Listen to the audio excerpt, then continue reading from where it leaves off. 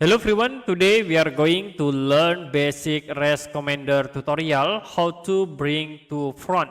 So for example, I will create rectangle and create again in here. Now you can use hatch tools to fill with solid.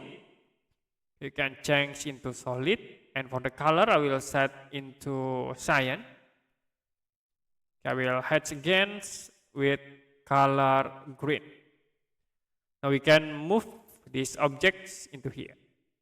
So if you want to bring front this cyan color, you can select, right click, and then go to display order, and you can click bring to front.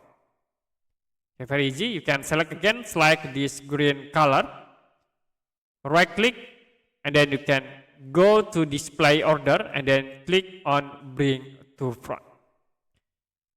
Okay, that's it for basic REST commander tutorial, how to bring to front. If you have any question about tutorial, you can comment below this video.